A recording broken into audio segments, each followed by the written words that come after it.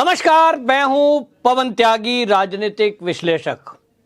दिल्ली के आबकारी मंत्री और डिप्टी सीएम मनीष सिसोदिया के बारे में अभी तक केजरीवाल जी ये दावा कर रहे थे कि मनीष सिसोदिया ने कोई गलत काम नहीं किया है और यदि उनके खिलाफ कोई सबूत है तो उनको जेल में डाला जाए। ये सीबीआई पूछताछ कर रही है, ये सब फर्जी है। और ये तक दावे किए गए कि मनीष सिसोदिया तो आज के क्रांतिकारी भगत सिंह हैं, इनको तो इनाम मिलना चाहिए। लेकिन अब ईडी ने बाकायदा मीडिया में वो सारी जानकारी दी है जिस वजह से घपला घोटाला हुआ, कौन कौन लोग शामिल थे, और उन सबूतों पर भी पहली बार मीडिया में ईडी के सूत्रों ने बात की, जिसकी सबको ये इंतजार था कि आखिरकार जिस शराब घोटाले की बात हो रही है, आखिरकार उसमें कौन कौन दोषी हैं और ये घोटाला हुआ कैसे। ईडी ने बाकायदा मीडिया में ये बाकायदा एक तथ्य उन्होंने वो बताए हैं कि ये जो घोटाला है, ये शराब घोटाला, शुरुआत जो हुई है इसकी आबकारी नीति जब बनी थी, उसके बनने के बाद ही इसको मनीष सिसोदिया ने अपने अधिकारियों के द्वारा इसको पेन ड्राइव में लिया और पेन ड्राइव में लेकर उसको जो आबकारी नीति पूरी है डिक्लेयर होने के भी 3 महीने 2 महीने पहले उसको उद्योगपतियों को, यानी उन लोगों को दे दिया जिनको ठेके देने थे। अब इस नीति के कारण फिर जाल फैलाया गया कि कौन कौन शराब के ठेके लेना चाहते हैं, और उसके लिए मनीष सिसोदिया के जो निकट के लोग थे उन लोगों ने कांटेक्ट करने शुरू किए कंपनी वालों से। और अभी हाल ही में जो 2 गिरफ्तारियां हुई हैं, जो फ्रांस की एक कंपनी है पेरनेंड रिकॉर्ड, इस कंपनी के जो क्षेत्रीय प्रमुख हैं दिल्ली के विनय बाबू और पी शरद रेड्डी, ये जो गिरफ्तार हुए हैं, इनकी गिरफ्तारी के बाद यह खुलासा हुआ कि इनकी जो मेल थी उस मेल में वो सारी आबकारी नीति पूरी डिटेल उसकी पाई गई। और सीबीआई ने जब ये खंगाला कि आपके पास ये कहां से आई भाई, ये तो सरकारी रिकॉर्ड है, दस्तावेज है, और ये आबकारी नीति जब घोषणा हुई है वो तारीख 5 जुलाई 2021 थी, इसके पहले ये आपके पास कहां से आई। तो सीबीआई को उन्होंने पूछताछ में बता दिया सीधे सीधे कि हमें तो ये मनीष सिसोदिया के खासम खास व्यक्ति थे जिन्होंने ये पूरी जो हमारी डिटेल है उसकी आबकारी नीति की वो दे दी थी, जिससे हम इसके हिसाब से अपना पैसा लगा सकें इस बिजनेस में। और इसलिए ये हमें मिला, हमें लगा फायदे का सौदा है, इसमें जो व्यापारी वर्ग है उसको फायदा होना है क्योंकि सरकार अपना कमीशन घटा रही है और व्यापारियों का कमीशन इसमें बढ़ाकर 2 से 12% किया जा रहा है। ये जो चीज है ये बाकायदा सीबीआई ने बाकायदा मीडिया को बताया कि ये जो पेन ड्राइव में आबकारी नीति सरकार की घोषणा से पहले लीक की गई, एक तो ये अपराध है। और इसमें जो आरोपी नंबर 1 यानी मनीष सिसोदिया जो कि डिप्टी सीएम है दिल्ली के, सीधे सीधे वो दोषी हैं, क्योंकि जो उनके सेक्रेटरी हैं, जो सचिव हैं, उन्होंने ये बता दिया है कि मुझसे तो मंत्री जी ने ये कहा था कि इसको आप आबकारी नीति को पेन ड्राइव में करके और ये मुझे दे दीजिए। बोले मैंने उनके आदेश का पालन किया क्योंकि आदेश का पालन अधिकारियों को करना ही होता है। तो मंत्री जी को पेन ड्राइव में दे दी गई और मंत्री जी ने पेन ड्राइव में लेने के बाद उसको लीक किया अपने खासम खास के जरिए, और वो जो खासम खास है उसने इस एवज में 100 करोड़ रुपए जुटाए जिन जिन लोगों को भी वो आबकारी नीति में शामिल किया गया, जिनको ठेके दिए गए शराब सप्लाई के और आगे बिक्री के। तो रिटेलर से भी पैसे लिए गए और जो सप्लायर थे उनसे भी पैसे लिए गए। जैसा मैंने कहा, फ्रांस की जो कंपनी है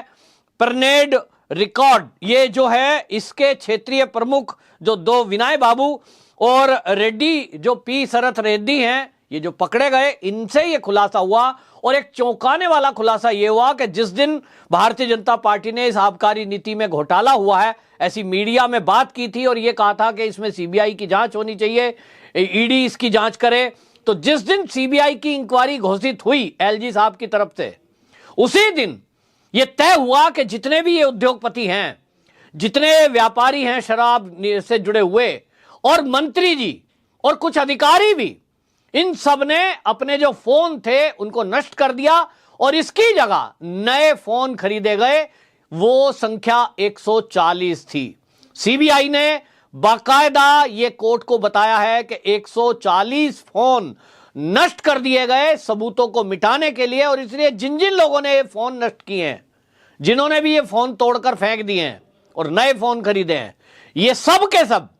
सबूत मिटाने के अपराध में दोषी है। यानी ये सब के सब जेल के अंदर जाने हैं। अभी गिरफ्तारियां 4 से 5 हुई है, लेकिन अब सीबीआई ने कोर्ट के सामने जब ये सबूत रखे हैं कि एक घोटाला होता है और उस घोटाले में सरकार को घाटा हो रहा है,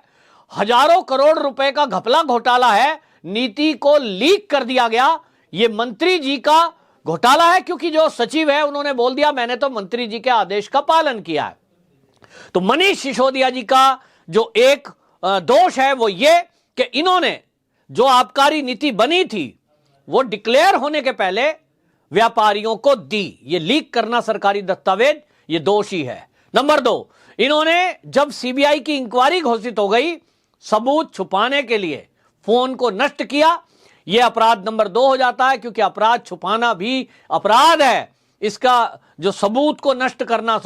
सबूतों को नष्ट करने के लिए आप प्रयास करेंगे, सही जानकारी एजेंसियों को नहीं देंगे, तो इसके बारे में अलग से धारा है, उसका भी एक अलग से केस बनता है। और इसी तरह जो रिश्वत ली गई, उस रिश्वत लेने में मनीष सिसोदिया जी के जो खासम खास है वो जेल के अंदर बंद है, और विनय बाबू और समीर महेंद्रू, इन दोनों ने मिलकर के 100 करोड़ रुपए विजय नायर के माध्यम से 100 करोड़ रुपए रिश्वत ये दी गई, जो मनीष सिसोदिया तक पहुंची है। विजय नायर, आपको याद होगा कि ये जेल के अंदर बंद है और ऐसे सबूत मिले हैं और ये तो सरकारी गवाह बन गया। तो इसके कारण से ये कहा जा सकता है कि जब सरकारी गवाह बंदा बन गया, जिसने करोड़ों रुपए की रिश्वत को इधर से उधर किया, जिसको 100 करोड़ बताया जा रहा है, तो फिर अब मनीष सिसोदिया के बचने के तो रास्ते बंद हो गए हैं। सरकारी गवाह बनने के बाद विजय नायर के इनका बचना नामुमकिन है। और अब ये जो फोन नष्ट हुए हैं, इस पर भी खुलासा हुआ है कि लगभग 1 करोड़ 20 लाख रुपए के फिर ये 140 फोन ये खरीदे गए। यानी आप समझिए कि आम आदमी पार्टी जो दिल्ली में गरीब और आम आदमी की सरकार, गरीबों की सरकार, इस तरह का वादा कर रही थी, दिखावा कर रही थी, और शुरू में केजरीवाल जी तो वैगन आर दिखा रहे थे, कह रहे साहब मैं तो मेट्रो से आने जाने वाला हूं। और आपने कितने ही कार्यक्रम में ये देखा होगा, चाहे मनीष सिसोदिया हो चाहे वो केजरीवाल जी हो, कमीज बाहर निकली हुई है, ध्वजारोहण के लिए गए हैं तो हवाई चप्पल, पैर में वो चमड़े की चप्पल पहनी हुई है। लोग ये कह रहे हैं कि यार सर्दी के दिन है तो एक जूता भी नहीं है क्या चमड़े का? तो कहते हैं साहब हम तो गरीब आदमी हैं, हमारे पास तो फोन भी नहीं है, हमारे पास तो गाड़ी भी नहीं है, और हम तो साधारण व्यक्ति हैं, आम आदमी नाम रखा। अब खुलासा हो रहा है कि ये तो 1 करोड़ से ऊपर के तो फोन खरीद फरोख्त हो जाते हैं। लेकिन ये बात अलग है कि ये जनता की भलाई के लिए नहीं पैसा खर्च हुआ, ये अपराध को छुपाने के लिए हुआ। उसी तरह अब देखिए कि अब बड़ी बड़ी गाड़ियां हैं, सिक्योरिटी की तो इतनी हद है कि ऐसा आपको पूरे भारत में यदि कोई मुख्यमंत्री मिल जाए तो मुझे बताना कि 2 राज्यों की सिक्योरिटी ले रखी है। दिल्ली की सिक्योरिटी उनको मिलनी है क्योंकि दिल्ली पुलिस यहां काम करती है और दिल्ली के वो सीएम है, लेकिन पंजाब की भी सिक्योरिटी, और वो 1-2 नहीं, 150 पुलिसकर्मी उनके साथ रहते हैं, कमांडो।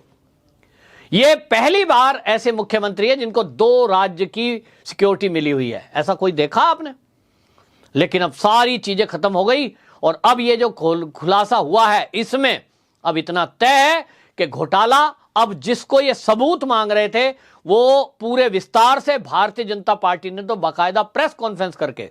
ये खुलासा हुआ है। और संबित पात्रा ने तो बिल्कुल सवाल उठाए हैं कि अपने आप को अभी तक कट्टर ईमानदार कहने वाली पार्टी, ये तो कट्टर भ्रष्टाचारी पार्टी निकली है। और जिस तरह से अपराध हुआ है उसमें अब 100 करोड़ की रिश्वत का लेन देन, ये मनीष सिसोदिया जी का जो खासम खास है और अब जो सरकारी गवाह बने उन्होंने स्वीकार किया है। और अब वो सीबीआई को सारा कुछ बता दिया उन्होंने कि वो पैसे किस तरह से कहां पहुंचाए गए, कैसे मैनेज किए गए, वो सारे सबूत एक तरह से अब सीबीआई के पास हैं। लेकिन अब बात आती है कि आखिरकार गिरफ्तारी क्यों नहीं? तो ये मैं पहले भी बता चुका हूं कि अभी गिरफ्तारी करने का मतलब है कि जो 2 राज्यों में चुनाव है, हिमाचल और गुजरात। हिमाचल में कोई आम आदमी पार्टी का आधार नहीं है, गुजरात में भी कुछ नहीं, केवल हवाबाजी है। लेकिन वही है कि सहानुभूति लेने के लिए ये कह सकते हैं, और कहा भी है केजरीवाल जी ने कि भारतीय जनता पार्टी हमारी लोकप्रियता से डर गई है और इसकी वजह से हमारे नेताओं को जेल में डाल रही है। सत्येंद्र जैन जेल के अंदर बंद है। मेरा मनीष सिसोदिया बिल्कुल ऐसा व्यक्ति है कि इसकी वजह से तो गुजरात का चुनाव हम जीतने जा रहे हैं, तो भाई ये इसको भी उठा के जेल में डालना चाहते हैं। तो मोदी जी ने शायद इस चैलेंज को स्वीकार किया है, शायद मैं कह रहा हूं क्योंकि पक्की तो बात नहीं है, मेरा अनुमान है जैसा मैं मोदी जी को समझता हूं कि उन्होंने इसको चुनौती के रूप में स्वीकार किया है और उन्होंने एजेंसियों को बोला होगा कि जरा इनको पूरी ताकत लगाने दीजिए, गुजरात की जनता को इनकी औकात बताने दीजिए, गुजरात के रिजल्ट भी आने दीजिए, फिर देखते हैं। तो मनीष सिसोदिया जी रेडी हो जाएं जेल जाने के लिए, ऐसा सीबीआई के सूत्र कह रहे हैं कि कोई ऐसा नहीं है। और अभी तो आपको बता दूं इसमें, क्योंकि सीबीआई के पास वो सबूत हैं रिश्वत के, पैसे की रिकवरी अभी होना बाकी है, रिश्वत हुई है, इसमें लेन देन हुआ है, तो जब रिकवरी होगी तो ये 100 करोड़ से ऊपर का रिश्वत का मामला है, तो फिर ईडी की एंट्री होगी और ईडी की एंट्री का मतलब है अब संपत्ति जब्त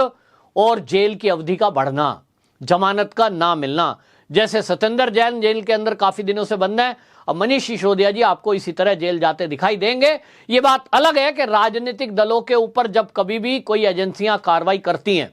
तो वो एक ही बात कहते हैं कि साहब केंद्र सरकार बदले की कार्रवाई कर रही है। तो मैंने आपको बता दूं, पिछली बार जब मैं चैनल पर बोल रहा था तो मैंने ये कहा भी था कि भाई ये वीडियो जो है कम से कम अमित शाह जी तक, मोदी जी तक पहुंचाओ। और मेरा एक आग्रह है कि ये जो एजेंसियां हैं, चाहे वो ईडी हो, सीबीआई हो, चाहे एनआईए हो, ये जो राजनीतिक लोगों को पकड़ती है कम से कम इतने में, क्योंकि ये लोग बहाना लेते हैं, तो इनके बारे में क्या अपडेट एजेंसियों के पास है, क्या सबूत हैं, उनका जरा मीडिया में प्रचार कर दें ताकि इनकी बोलती बंद हो जाए। ये जो एक सेफ साइड लेकर के चलते हैं, जो सहानुभूति लेने के लिए झूठ बोलते हैं, हर अपराधी यही कहेगा मैंने तो कुछ किया नहीं है,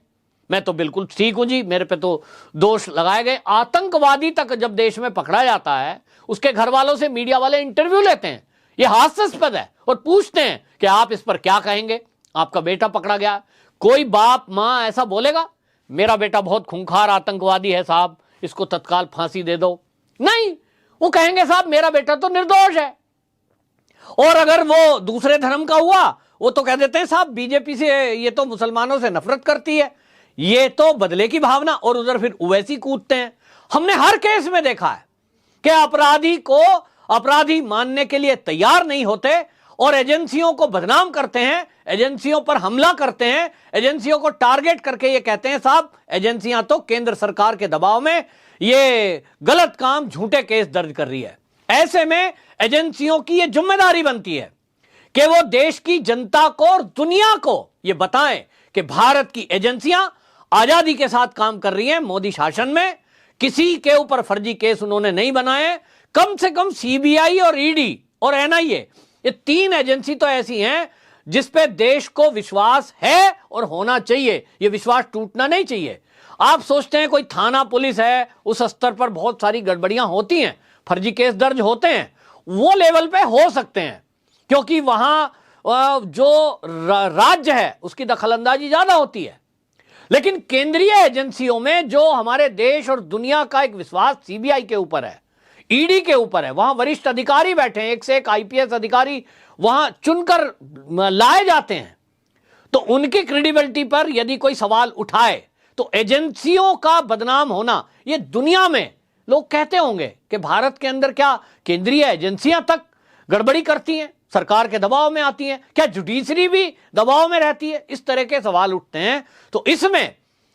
यह सब स्पष्ट होना बड़ा जरूरी है और मैं बड़ा खुश हूं कि कम से कम सीबीआई ने पूरा मीडिया में यह रखा कि कितनी अपडेट है और क्या क्या उनको सबूत मिले हैं, क्या क्या घोटाला हुआ है। निश्चित जानिए कि इस बात से कम देश के अंदर यह चर्चा तो है कि हां भाई, अगर इतनी चीजें सामने आई हैं, कोई बात कर रहा है कि भाई 140 फोन तोड़े गए, इसको ना नहीं कहा किसी ने, इसका मतलब तो गड़बड़ हुई है। और जो सरकारी गवाह बना है अभी तक उसकी तरफ से कुछ आया नहीं है। इसी तरह जो सुकेश चंद्रशेखर जेल के अंदर बंद है, वो ठग, वो उसका मामला आ रहा है, वो भी ये कह रहा है कि साहब मेरी जान को खतरा है, मैंने बताया जो भी केजरीवाल जी के बारे में कि मुझसे 50 करोड़ लिए, मुझे और पैसे लाने को कहा, पैसे देकर राज्यसभा की सीट देने की बात हुई, अब ये मुझे मारा धमकाया जा रहा है। तो ये जो चीजें सामने आ रही हैं, ऐसा तो नहीं है कि सबके सब झूठ बोल रहे हैं, केवल एक राजनीतिक दल इस देश में ऐसा है जो सच बोलता है। जनता को अब समझ में आ रहा है और इसका असर आप आने वाले 2 राज्यों के चुनाव में अब आप देखेंगे। गुजरात में तो आम खुली चर्चा है और सब लोग बोल रहे हैं कि केजरीवाल पे हमें भरोसा नहीं है। जिस तरह से 2 राज्यों में इनकी सरकार चल रही है, वादा खिलाफी वहां हुई, इससे हमें समझ आ गया कि ये कोई वादा करने वाले पूरे है नहीं, केवल चुनावी वादा है जो कम से कम आम आदमी पार्टी तो पूरे नहीं करेगी। कुल मिलाकर के राज्यों के चुनाव में इसका असर पड़ रहा है और चुनाव के बाद मनीष सिसोदिया का जेल जाना बिल्कुल तय माना जा रहा है। वंदे मातरम।